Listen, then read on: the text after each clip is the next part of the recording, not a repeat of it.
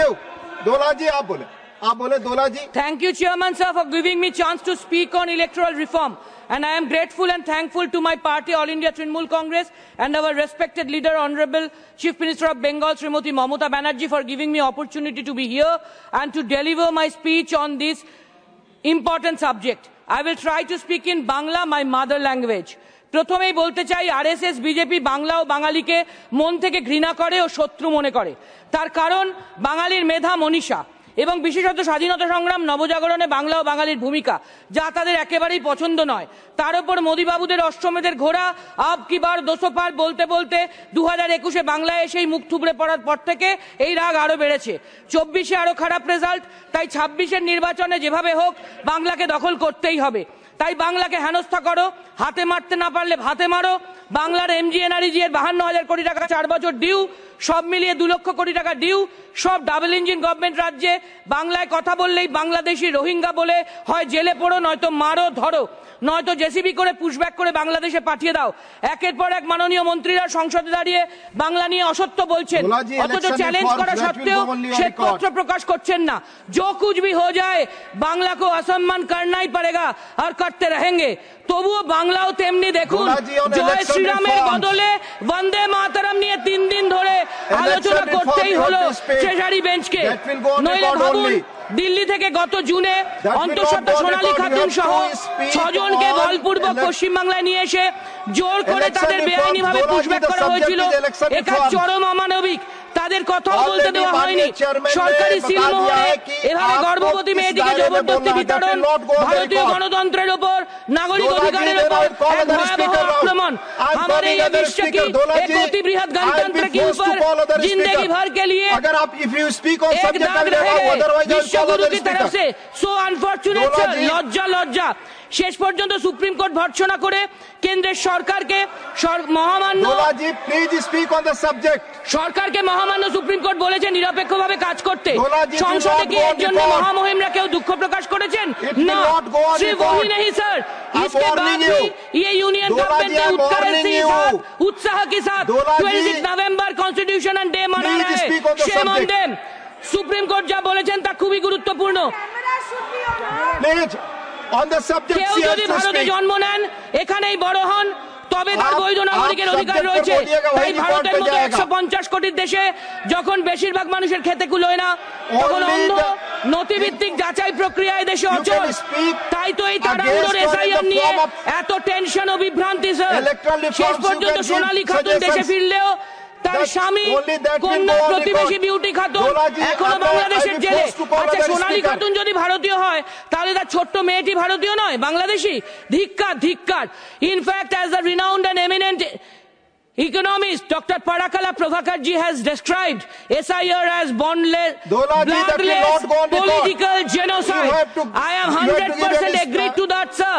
রক্তপাতহীন রাজনৈতিক গণহত্যা। আর তার জন্য সুপ্রিম কোর্টকে পাত্তা দিচ্ছে না এই মোদী সরকার। সেম।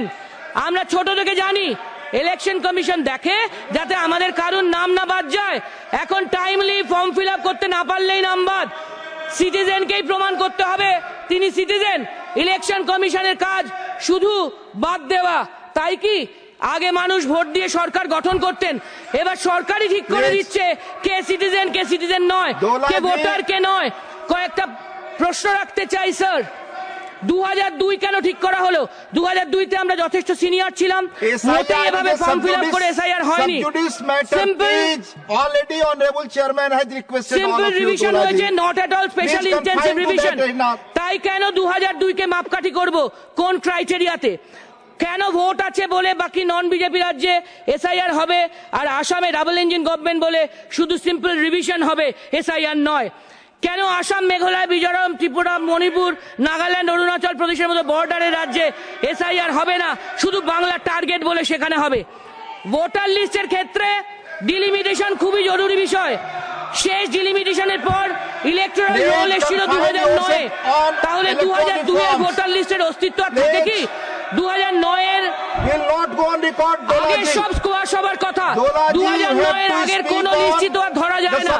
তবু 2002-এর ভোটার লিস্টকে মাপকাঠি করাটা সর্ববৈধভাবে অসাংবিধানিক, আনকনস্টিটিউশনাল, বিয়ন্ড ল। তবুও হচ্ছে, On the subject- কারণ মোদি হ্যায় তো মুমকিন হ্যায়। বিহারে লক্ষ লক্ষ ভোটার বাদ গেলেন, একজন অনুপ্রবেশকারী ঘুষপেটিয়া পাওয়া গেল না। সব মিডিয়া হাউসও বিক্রি হয়ে বসে আছে স্যার, কেউ এসব নিয়ে খবর করে না। বাংলায় তো শুধু অনুপ্রবেশকারী বাংলাদেশি ঘুষপেটিয়া रोहिंगा जुजू कोटि कोटि कोटि कोटि मोदी जी से अमित शाह जी से सब मंत्री सब एमपी बीजेपी की तरफ से एक ही बात, बांग्ला में रोहिंगा ही रोहिंगा। ममता दीदी सबको घुसने दिया, अभी 26 में एसआईआर के बाद खेल खत्म। लेकिन सच क्या है सर, 2023 साले सुप्रीम कोर्टे এই বিজেপি সরকার এফিডেভিট দিয়ে বলেছিল দেশে 14,346 জন অনুপ্রবেশকারীকে চিহ্নিত করে বের করে দেওয়া গেছে, আর সারা দেশে 40,000-এর মতো রোহিঙ্গার মধ্যে মাত্র 102 জন পশ্চিমবাংলায় বাস করেন। किसको सच मानेंगे सर? सदन में मंत्रियों जो बोल रहे हैं हर वक्त वो, ना जो इसी गवर्नमेंट की तरफ से सुप्रीम कोर्ट में एफिडेविट देकर बताए वो। बोलिए सर, हम एसआईआर के खिलाफ नहीं है, इतने सारे घुसपैठिया बांग्लादेशी रोहिंगा घुस गए तो निकलना चाहिए। साफ करने के लिए इसी वोटर लिस्ट पर 1 साल पहले जो इलेक्शन हुआ था, जब जीत के प्रधानमंत्री बने हैं मोदी बाबू, चाहे 240 ही सही, चाहे सिंगल लार्जेस्ट पार्टी ना भी सही, तो हालत इतना खराब है तो हमारे आदरणीय पीएम साहब को पहले रिजाइन करना चाहिए। उसके बाद पूरा देश में एसआईआर हो जाए और उसके बाद पूरा देश की पार्लियामेंट्री वोट और बंगाल की असेंबली वोट एक साथ होगी। दम है, करिए, लीजिए चैलेंज। अच्छा, इतने सारे घुसपैठिया रोहिंगा आया कहां से? ममता दीदी के ऊपर तो बॉर्डर की जिम्मेदारी है नहीं, बॉर्डर की जिम्मेदारी है अमित बाबू के ऊपर, होम मिनिस्ट्री के ऊपर, उसको तो रिजाइन करना चाहिए। अरे उल्टा चोर कोतवाल को डांटे। इतने एसआईआर के बाद भी, इतने मनमानी के बाद भी बंगाल में आप हारेंगे, आप हारेंगे, आप हारेंगे। প্লিজ আমরা যেন ভুলে না যাই, no identity card no vote এই লড়াই শ্রীমতী মমতা ব্যানার্জি লড়েছিলেন। 1993 সালে এই দাবিতেই আমাদের 13 জন শহীদ হয়েছিলেন। আমরা ট্রান্সপারেন্সির পক্ষে, কিন্তু যে তানাশাহি চলছে, যেভাবে মানুষকে মানুষ মনে করা হচ্ছে না, যেভাবে দেশের নাগরিককে হেনস্থা করা হচ্ছে, তার বিরুদ্ধে আমরা we condemn we condemn we condemn. আমার ভোট আমার অধিকার, ভোটাধিকারের সাংবিধানিক অধিকার কোনো নাগরিকের থেকে কেড়ে নিতে আমরা দেব না। ডেড ভোটার ইত্যাদি ভ্যালিড ইস্যু ছাড়া, কোনো সমীক্ষা বাদ দিয়ে, পরিবারের সম্মতি ছাড়া কারুর এক্সক্লুশন আমরা মানব না। আবার ডুপ্লিকেট এপিক কার্ড বানিয়ে কোন বহিরাগত গুজরাটি, রাজস্থানী, হরিয়ানভি, ইউপিআইডের অন্যায় ইনক্লুশনও আমরা মানব না। We are not against clear electoral rolls.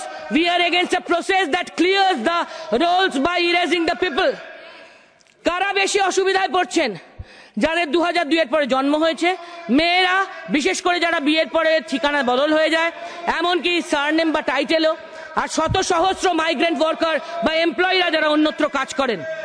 2000 থেকে 2025, 23 বছর পর আপনি ইন্টেন্সিভ রিভিশন করবেন, 1-2 মাসে সে কাজ করা সম্ভব?